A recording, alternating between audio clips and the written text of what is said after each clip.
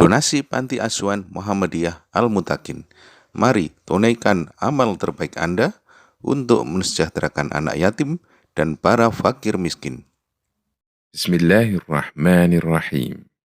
Perkenankan kami berbagi tata cara tayamum. Terdapat banyak ayat dalam Al-Quran yang menegaskan bahwa Allah menghendaki kemudahan bagi para hambanya, dan Allah tidak menyulitkan hambanya. Di antaranya Allah berfirman, Yuridullahu bikumul yusra, wa la yuridu bikumul usr. Allah menghendaki kemudahan bagi kalian, dan tidak menghendaki kesulitan untuk kalian. Quran Surat Al-Baqarah ayat 185. Dan di antara kemudahan itu, Allah memberikan kepada hambanya syariat tayamum sebagai pengganti dari syariat bersuci dengan air. Dalam Islam, toharoh ada dua cara. Pertama, toharoh asliyah atau toharoh utama, yaitu toharoh yang menggunakan air. Bentuknya wudu dan mandi besar. Wudu untuk menghilangkan hadas kecil dan mandi besar untuk menghilangkan hadas besar. Kedua, toharoh badaliyah atau toharoh pengganti, yaitu toharoh yang menggunakan tanah atau debu sebagai pengganti air. Bentuknya adalah tayamum, sehingga tayamum merupakan cara bersuci yang menggantikan wudu dan mandi besar. Pengertian tayamum. Tayamum secara bahasa artinya al-qasdu, yaitu bermaksud atau melakukan kesengajaan. Allah melarang seorang mukmin secara sengaja memilih sesuatu yang buruk untuk disedekahkan. Allah menyebut tindakan sengaja memilih yang buruk ini dengan kalimat tayammum al-khabithah. Allah berfirman, وَلَا تَيَمَّمُوا الْخَبِيثَ مِنْهُ تُنْفِقُونَ وَلَسْتُمْ بِآخِذِيهِ إِلَّا أَنْ تُغْبِضُوا فِيهِ. Janganlah kalian bersengaja memilih yang buruk-buruk, lalu kamu menafkahkan hal itu, padahal kamu sendiri tidak mau mengambilnya, melainkan dengan memejamkan mata terhadapnya. Quran Surat Al-Baqarah ayat 267. Kata tayammamu dalam ayat di atas artinya bersengaja. Sedangkan secara istilah, tayamum didefinisikan sebagai tata cara bersuci dari hadas kecil maupun besar dengan mengusap wajah dan tangan, menggunakan permukaan tanah yang suci. Dalil disyariatkannya tayamum. Tayamum disyariatkan dalam Islam berdasarkan dalil Al-Quran, Sunnah, dan Ijma' atau kesepakatan kaum muslimin. Untuk dalil dari Al-Quran adalah firman Allah Ta'ala, وَإِن كُنْتُمْ مَرْضَى أَوْ عَلَى سَفَرٍ أَوْ جَاءَ أَحَدٌ مِّنْكُمْ مِنَ الْغَائِطِ أَوْ لَامَسْتُمُ النِّسَاءَ فَلَمْ تَجِدُوا مَاءً فَتَيَمَّمُوا صَعِيدًا طَيِّبًا فَامْسَحُوا بِوُجُوهِكُمْ وَأَيْدِيكُمْ مِنْهُ. Dan jika kamu sakit atau dalam perjalanan, atau kembali dari tempat buang air, atau berhubungan badan dengan perempuan, lalu kamu tidak memperoleh air, maka bertayamumlah dengan permukaan bumi yang baik atau bersih. Sapulah mukamu dan tanganmu dengan tanah itu. Quran Surat Al-Ma'idah ayat 6. Sementara dalil dari sunnah adalah hadis dari Hudzaifah radhiyallahu anhu. Rasulullah sallallahu alaihi wasallam bersabda, As-sa'idu tayyibu wadu'ul muslim, wa illam yajidil ma'a 10 sinin. Tanah yang suci adalah alat bersucinya umat muslim, meskipun mereka tidak menjumpai air selama 10 tahun. Hadis riwayat Abu Dawud, Tirmidzi, dan disahihkan oleh Al-Albani. Media untuk tayamum. Media yang dapat digunakan untuk bertayamum adalah seluruh permukaan bumi yang bersih, baik itu pasir, bebatuan, tanah yang lembab ataupun kering. Hal ini berdasarkan firman Allah ketika menjelaskan tentang tayamum. Fatayammamu sa'idan tayyiba. Lakukanlah tayamum dengan menggunakan soid yang suci. Quran Surat Al-Ma'idah ayat 6. Para ahli tafsir mengatakan, makna kata sa'id adalah semua bagian permukaan bumi, meliputi tanah, kerikil, bebatuan, dan semacamnya. Keterangan lain mengenai media tayamum disebutkan dalam hadis Nabi Shallallahu Alaihi Wasallam. Ju'ilatil ardu kulluha li wa li ummati masjidan wa tahuran. Dijadikan seluruh permukaan bumi bagiku dan umatku sebagai tempat untuk sujud dan media untuk bersuci. Muttafaqun alaih. Ini menunjukkan bahwa semua permukaan bumi yang merupakan bagian dari tanah, seperti kerikil, pasir, bebatuan dan sejenisnya, bisa digunakan untuk tayamum, meskipun di sana tidak ada debu. Termasuk media yang bisa digunakan untuk tayamum adalah tembok, baik tembok dari tanah maupun bebatuan, baik yang berlapis maupun yang tidak berlapis. Demikian keterangan dalam kitab Al-Wajiz fi Fiqhis Sunnah. Dari Abu Juhaim radhiyallahu anhu, bahwa Rasulullah Shallallahu alaihi wasallam baru datang atau selesai buang air dari sumur Jamal. Lalu beliau bertemu dengan seorang sahabat, dan sahabat ini memberi salam untuk Nabi Shallallahu alaihi wasallam. Namun beliau tidak langsung menjawabnya, sampai beliau menghadap ke tembok, kemudian melakukan tayamum dengan mengusap wajah dan kedua telapak tangannya. Baru kemudian beliau menjawab salam. Hadis riwayat Bukhari dan Ahmad.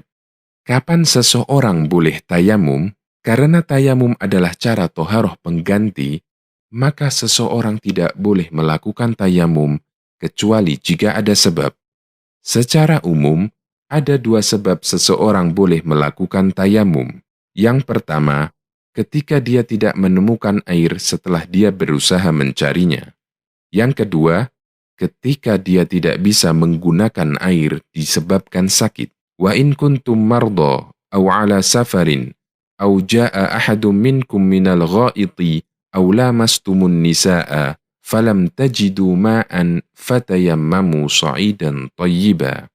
Dan jika kamu sakit atau sedang dalam safar, atau datang dari tempat buang air, atau kamu telah menyentuh perempuan, kemudian kamu tidak mendapat air, maka bertayamumlah kamu dengan tanah yang suci. Quran Surat An-Nisa ayat 43.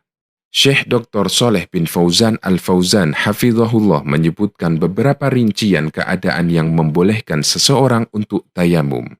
Yang pertama, jika tidak ada air baik dalam keadaan safar atau mukim, setelah berusaha mencarinya. Yang kedua, terdapat air dalam jumlah terbatas, sementara ada kebutuhan lain yang juga memerlukan air, seperti untuk minum dan memasak.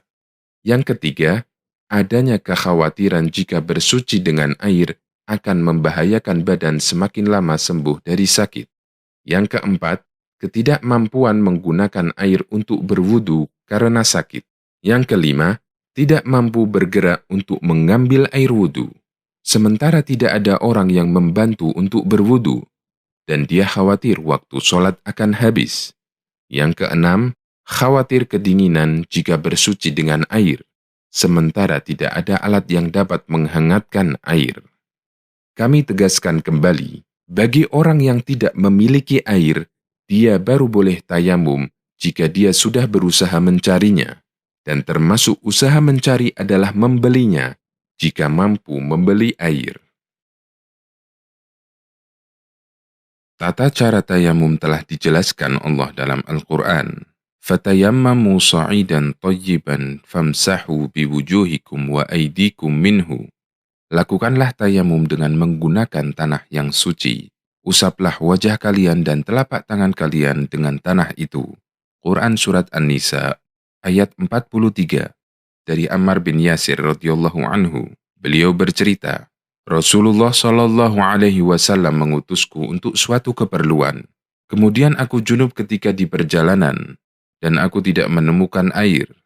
Maka aku berguling-guling di tanah sebagaimana layaknya hewan yang berguling-guling di tanah. Kemudian aku ceritakan hal tersebut kepada Nabi Shallallahu alaihi wasallam. Lantas beliau mengatakan, Innama kana yakfika an tasna'a hakadha.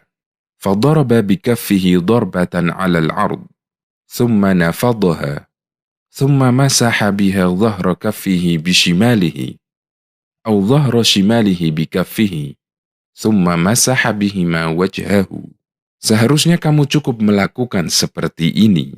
Kemudian beliau menepukkan telapak tangannya ke permukaan tanah sekali, lalu meniupnya.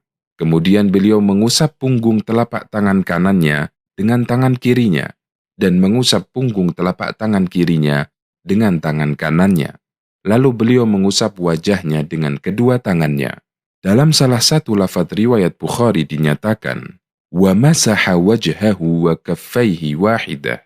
Dan beliau mengusap wajahnya dan kedua telapak tangannya dengan sekali usapan. Muttafaqun alaih. Berdasarkan hadis di atas, kita dapat menyimpulkan urutan tata cara tayamum yang sesuai sunnah. Yang pertama, memukulkan kedua telapak tangan ke permukaan tanah sekali, kemudian meniupnya. Kedua, mengusap punggung telapak tangan kanan dengan tangan kiri, dan sebaliknya. Ketiga, kemudian mengusap wajah dengan dua telapak tangan. Keempat, semua usapan dilakukan sekali. Kelima, bagian tangan yang diusap hanya sampai pergelangan tangan. Keenam, tidak wajibnya tertib atau berurutan ketika tayamum. Artinya boleh mengusap wajah dulu, baru tangan, atau sebaliknya. Tangan dulu, baru wajah. Pembatal tayamum ada dua. Pertama, semua pembatal wudhu merupakan pembatal tayamum. Kedua, pembatal tayamum karena sebab yang membolehkan tayamum telah hilang. Jika sebab tayamumnya karena tidak mendapat air, maka tayamum dia menjadi batal jika dia mendapatkan air. Jika sebab tayamumnya karena tidak bisa menggunakan air, maka tayamum menjadi batal jika dia sudah mampu menggunakan air. Hal ini berdasarkan hadis Nabi SAW dari sahabat Abu Sa'id Al-Khudri radhiyallahu anhu. Ada dua orang sahabat melakukan safar. Ketika tiba waktu sholat, sementara tidak ada air di sekitar mereka, keduanya bertayamum dengan tanah yang suci. Lalu keduanya mengerjakan sholat. Setelah itu, keduanya menemukan air. Sementara waktu sholat masih ada, sahabat yang satu berwudu dan mengulangi sholatnya, sementara satunya lagi tidak mengulangi sholatnya. Keduanya lalu menemui Nabi SAW dan menceritakan kejadian yang mereka alami. Kemudian beliau SAW mengatakan kepada orang yang tidak mengulangi sholatnya, "Asabta sunnata wa ajza'atka sholatuka." Apa yang kamu lakukan telah sesuai dengan sunnah dan sholatmu sah. Kemudian beliau mengatakan kepada yang mengulangi sholatnya, lakal ajru marratain. Untukmu dua pahala. Hadis riwayat Abu Dawud, An-Nasai, dan disahihkan oleh Al-Albani. Dalam hadis ini, Nabi SAW menilai benar sahabat yang tidak mengulangi sholatnya, dan beliau menyebut orang yang mengulangi sholatnya mendapat pahala dua kali karena dia berijtihad. Hikmah adanya tayamum. Adanya syariat tayamum menunjukkan betapa Islam adalah agama yang memudahkan bagi hamba. Allah sama sekali tidak ingin memberatkan hambanya.